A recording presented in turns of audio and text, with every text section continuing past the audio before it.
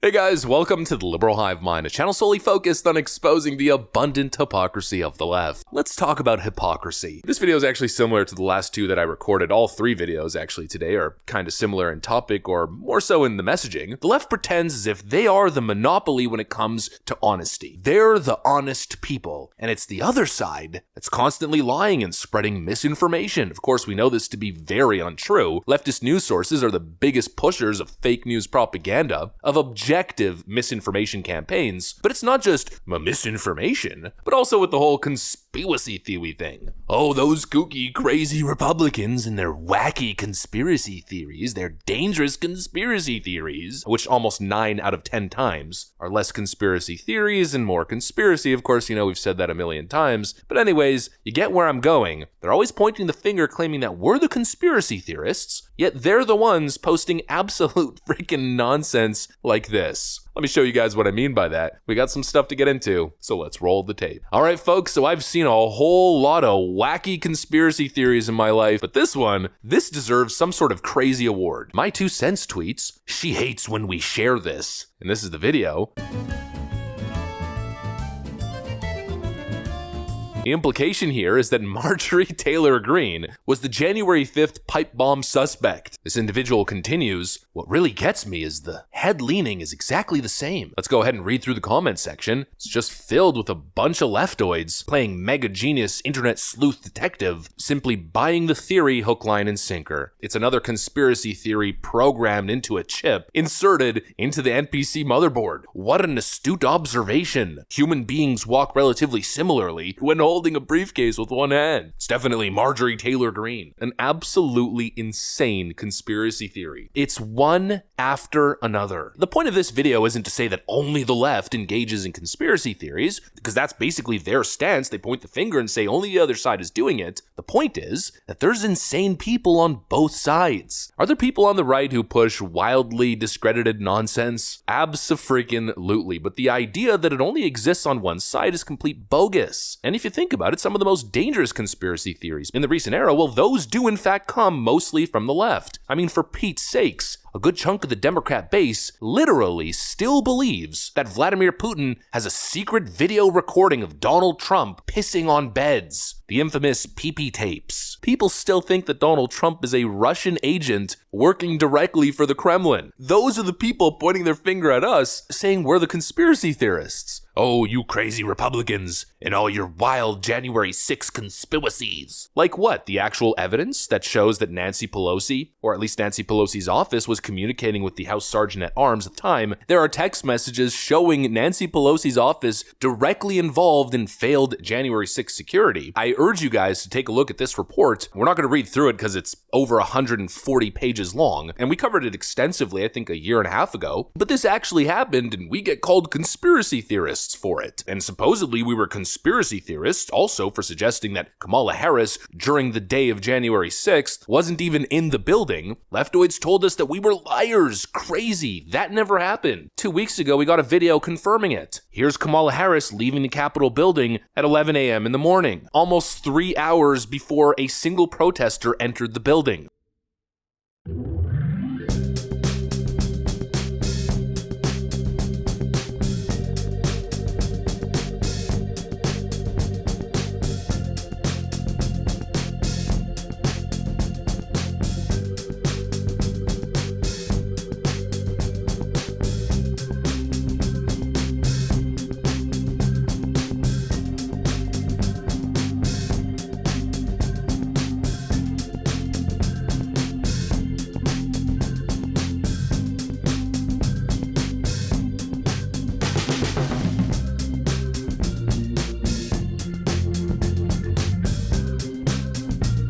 Ooh, another wacky conspiracy theory. Meanwhile, leftists on Twitter are still promoting an old conspiracy theory that started back in December of 2023, suggesting that Marjorie Taylor Greene planted pipe bombs on January the 5th. The reality is, I'm just going to say it. I did say that there's crazy people on both sides, absolutely, the fringes that push the conspiracy theories, but the difference between the two sides are that one group, in my view the conservative group, mostly disregards the nonsense and focuses on the stuff that has actual evidence attached to it. The left has no interest in any of that. We're talking about a group of people comprised of mostly brainwashed sheep who will buy anything that leftist Twitter is selling, even if it's presented without an iota of evidence. Trump pee-pee tapes, Trump-Russia collusion, very fine people on both sides, supposedly making fun of heroes at a World War memorial, the Juicy Smollett story, the Bubba Wallace garage story, the Covington kids, the Gretchen Whitmer kidnap plot, Christine Blasey Ford's wild, totally discredited story about Supreme Court Justice Brett Kavanaugh, the origins of a particular virus, the whole conspiracy theory about Donald Trump putting migrants in concentration camps at the southern border, the 2022 story that Donald Trump supposedly keeps nuclear secrets by his bedside and he flushed him down the toilet. What was the proof behind that claim? Well, Maggie Haberman showed us a picture of a toilet bowl, a totally unidentified toilet bowl,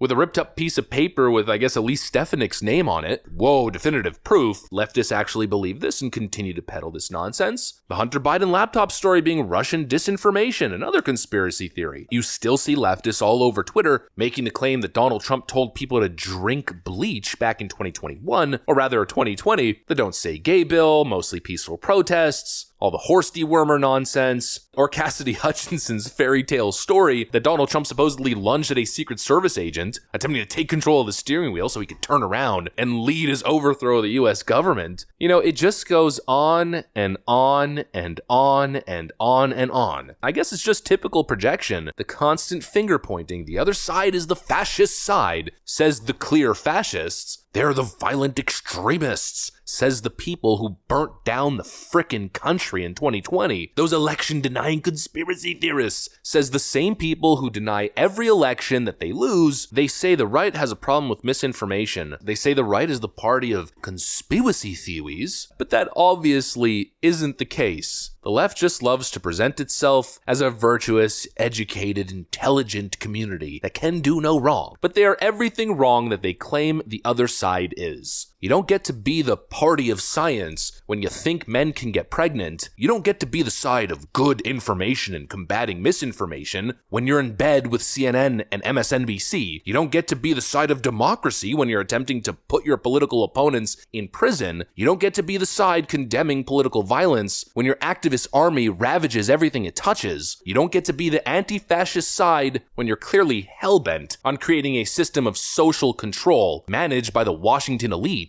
And you certainly don't get to be the side that virtue signals about conspiracy theories when you still think that Kyle Rittenhouse was a white supremacist, part of some sort of white nationalist militia, and you still believe that there's some sort of Trump pee-pee tape out there that's currently in the hands of Russian oligarchs. I don't know, that's pretty much what's on my mind. Just had to say it, I guess. If you guys agree or if you guys enjoyed it, make sure to leave a like and possibly subscribe. Thanks for watching, and I'll see you on the next one.